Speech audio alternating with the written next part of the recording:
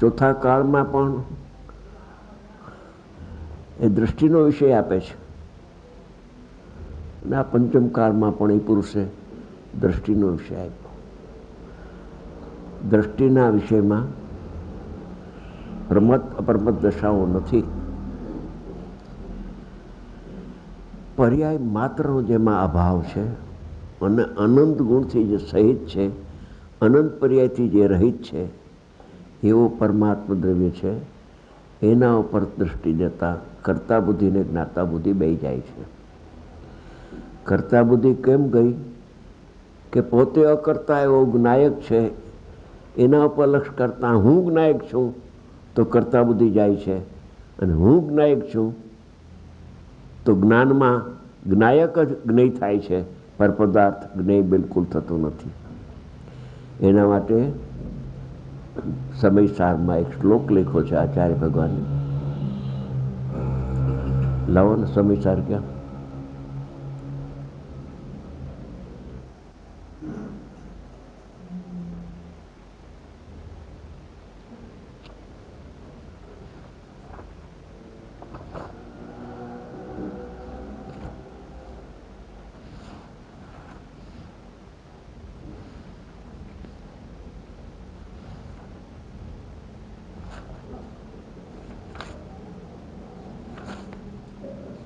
ચોત્રીસ આવી ગયો છે, હમણાં આવશે 35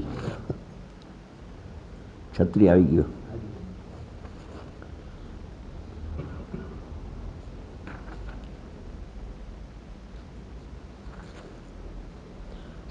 નંબરનો શ્લોક છે. એનો અર્થ વાંચું છું. જે આ વર્ણ આદિક અથવા રાગ મોહ આદિક ભાવો કયા તે બધાએ વ્યવહાર નૈતિકનું નિરૂપણ કર્યું કે આ બધા સંયોગો ભાવ છે, સંયોગી ભાવ. તે બધાએ આ પુરુષથી એટલે આત્માથી ભિન્ન છે. ભિન્ન થશે એમ નથી લખ્યું. વર્તમાન અત્યારે જે આ શ્લોક વાંચે છે એને એમ વાંચવું જોઈએ કે મારા આત્માથી આ રાગ દ્વેષને મોહ ભાવો બધા ભિન્ન કરવા અને ભિન્ન કરીશ તો ભિન્ન થઈ જશે એમ લખ્યું નથી. ભિન્ન છે. મિથ્યાત્વના પરિણામ અત્યારે આત્માથી ભિન્ન છે એમ લખ્યું છે. હજી એનો ન્યાય આપશે. તેથી ભિન્ન છે તે કારણે અંતરદ્રષ્ટિ વડે જોનારને, એટલે દ્રવ્ય ઉપર દ્રષ્ટિ લગાવનારને, અંતરદ્રષ્ટિ વડે જોનારને બહિર્દ્રષ્ટિથી જોશો, પર્યાયને જોશો તો રાગ દેખાશે. પર્યાયને જોશો તો સ્ફટિક મણી લાલ દેખાશે પ્રફુલભાઈ, અને દ્રવ્યને જોઈએ તો સફેદ દેખાય.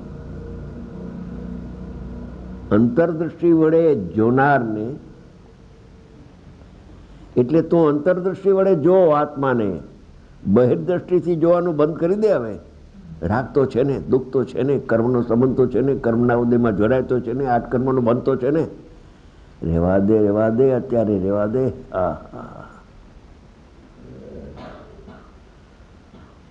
અંતરદ્રષ્ટિ વડે જોનારને એ બધા દેખાતા નથી.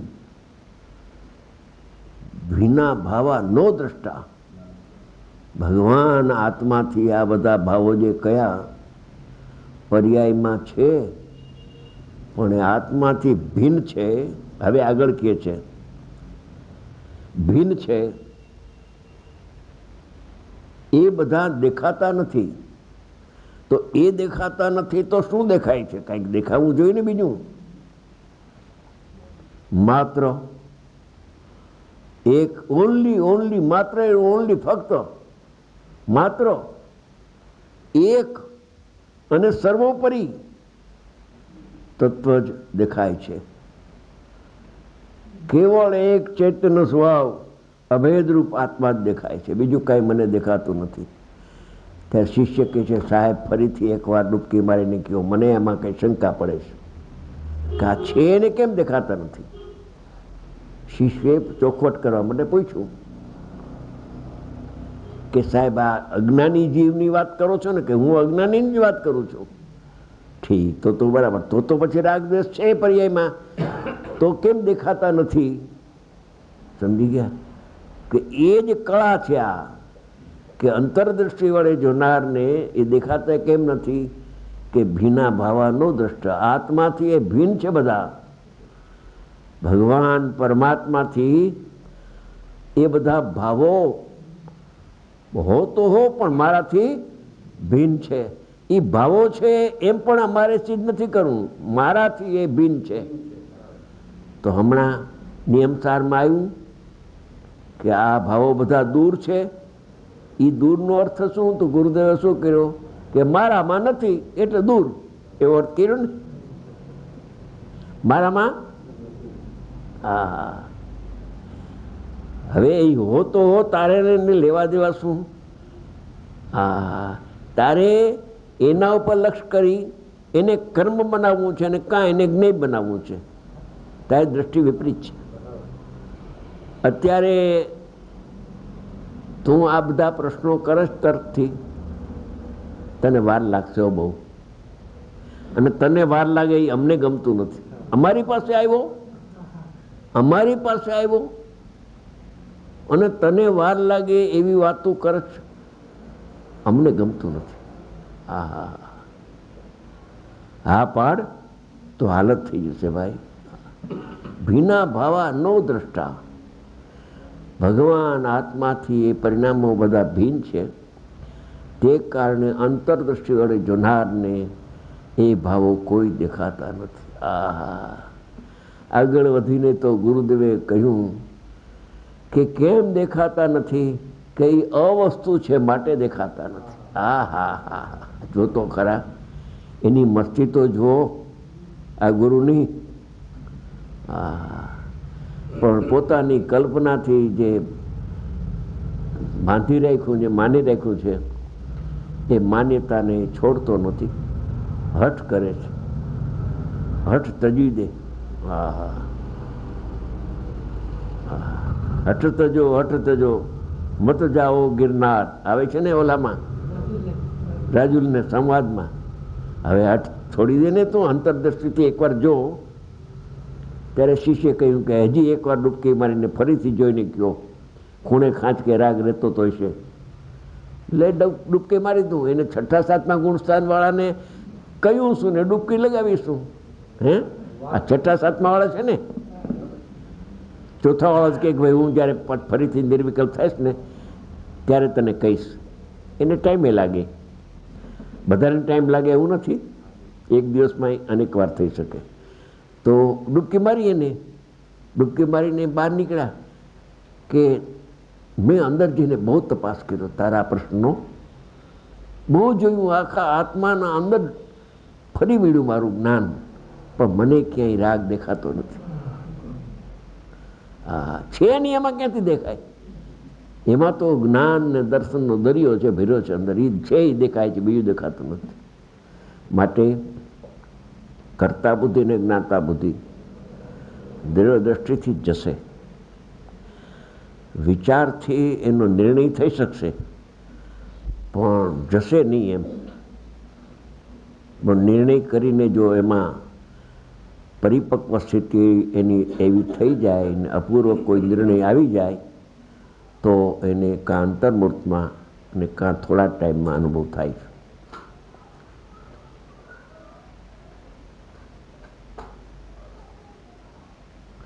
બાકી આત્મા રાગને કરે છે ને પરને જાણે છે ને એ કેનારની પડખે ચડીશમાં તો નિમિત્તનો આતરો કરજે. એ પરીક્ષા કરીને તું સાંભળજે. ભલે એક દિવસમાં પરીક્ષા ન થાય તો કાંઈ નહીં, મહિનો 2 મહિના 6 મહિના સાંભળ તો તને ખ્યાલ આવી જશે એની.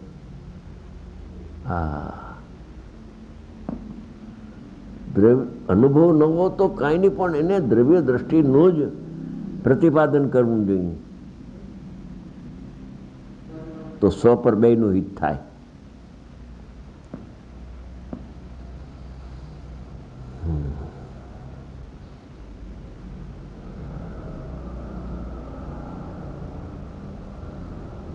ભાવેશભાઈએ કહ્યું કે એ પર્યાય સફેદ છે એ કેવી રીતે જાણી શકાય?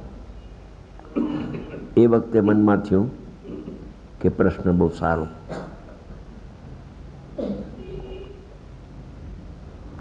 અવ્યક્તપણે પણ એ દ્રષ્ટિએ જ કામ કર્યું છે. એમાં સફેદ છે.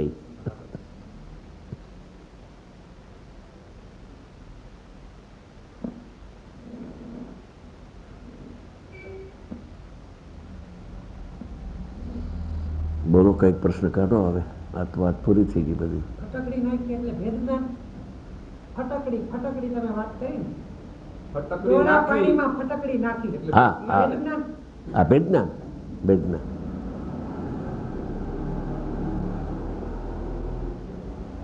પ્રજ્ઞા ક્ષીણીથી બંધન ને આત્મા બે જુદા પડી શકે છે તો જુદાય, પણ જુદાપણાનું ભાન થાય છે નવું. છે તો જુદાય. રાગને આત્મા એક તો થતા જ નથી, તો આત્મા જડ થઈ જાય.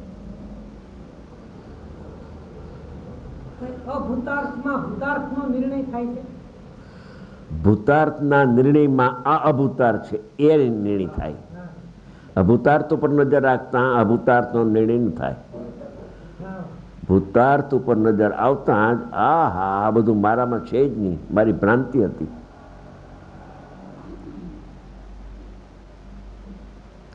અસ્થિના નિર્ણયમાં નાસ્તિનું જ્ઞાન નાસ્તિની સન્મુખ થયા વિના નાસ્તિનું જ્ઞાન થઈ જાય છે.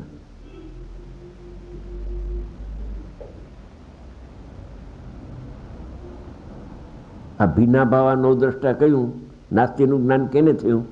અંતર્મુખથી જોતા એકલો ચૈતન્ય ચમત્કાર પરમાત્મા દેખાય છે, બીજું કાંઈ એમને દેખાતું નથી. તો ભૂતાર્થનો આશ્રય કર્યો તો આ મારામાં નથી એવું લક્ષ્ય કર્યા વગરનું જ્ઞાન થાય. આ નથી મારામાં, આ નથી એમના ન થાય.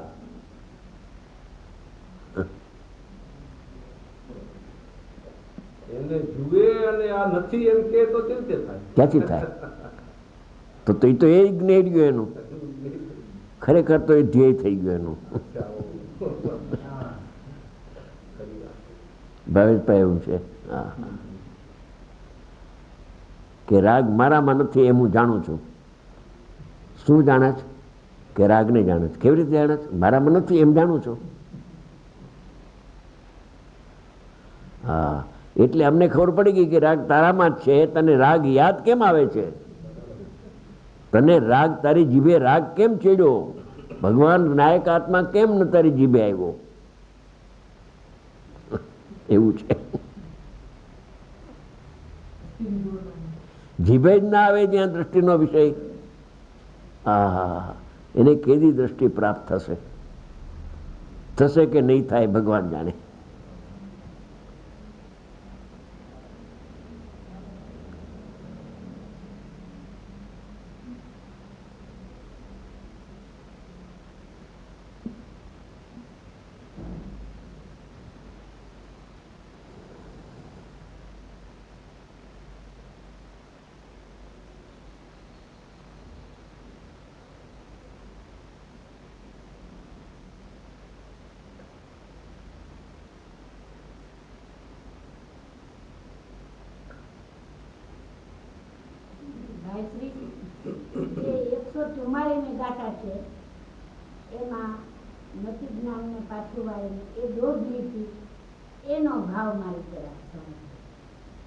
પેલી દોઢ લીટી ને લો.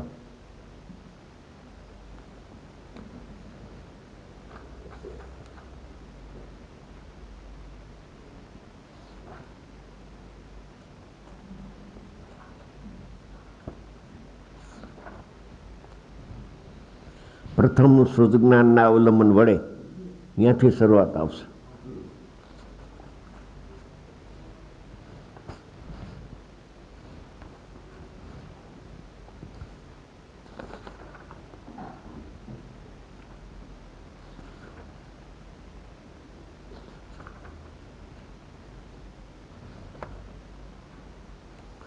અનાદિકાળનો મિથ્યા દ્રષ્ટિ જીવ છે.